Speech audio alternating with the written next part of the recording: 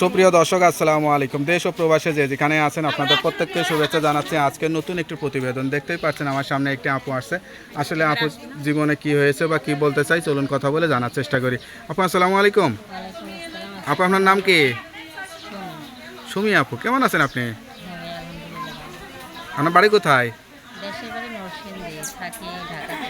ঢাকাতে থাকেন? হ্যাঁ, ঢাকাতে থেকে কি করেন? ঢাকাতে আসছি 6 মাস ধরে, রাগ করে চলে আসছি। তো অনেক জীবন কাহিনী অবস্থা আসছে, সেটা বলার জন্য আসছি। বিয়ে শাদী হয়েছিল? জি ভাইয়া, বিয়ে হয়েছে একটা মেয়ে।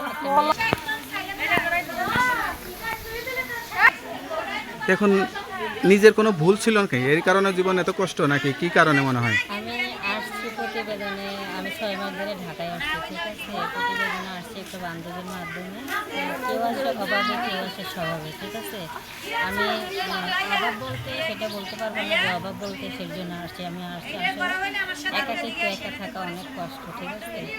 এর জন্য আমি আসছি যাতে আমি একজন ভালো মানুষ চাই, যে আমার বাচ্চার দায়িত্ব নেবে। এর জন্য আমি প্রতিবেদন আসছি। কতদিন সংসার কোনো করছিলেন? অভাবে, কোনো স্বভাবের জন্য আসি। সংসার করছিলেন কতদিন?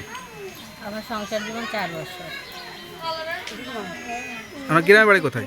গ্রামের বাড়ি নরসিংদী, মনোহর দোকান। লেখাপড়া করছিলেন? জি হ্যাঁ, কোন ক্লাস পর্যন্ত? আমি এসএসসি পাস। SSC pass. তা কোনো চাকরি বাকরি হ্যাঁ, ট্রাই বর্তমানে করছিলেন? আমি টিউশনই করতেছি। টিউশনি করায় সংসারটা চালাচ্ছেন? টিউশনি করে সংসার চলছে, কষ্ট হচ্ছে। এর জন্যই তো একজন মানুষের দরকার, যে আমার বাচ্চার দায়িত্বটা নেবে। এটা কষ্টের থেকে আমি একটু মুক্তি পাই। জীবনে মানুষ কত কষ্ট করে, এক কষ্ট করছি, সংসার হলো না, পুনরায় আসছি এখন নতুন করে সংসার গড়ার জন্য আমি প্রতিবেদনে আসছি। এখন ধরেন বিয়ে করবেন, অনেকে হয়তো বিয়ে করতে চাবে, তারাও এরকম বিবাহিত থাকে বা তাদেরও একটা দুটো বাচ্চা কাচ্চা থাকে। কোনো সমস্যা নাই।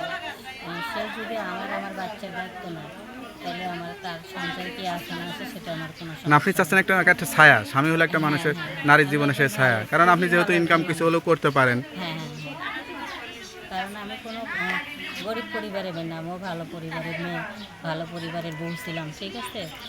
এই সামান্য কিছু দুর্ঘটনার কারণে আজকে আমার এই পরিস্থিতি। এর জন্য আমার প্রতিবেদনে আসা।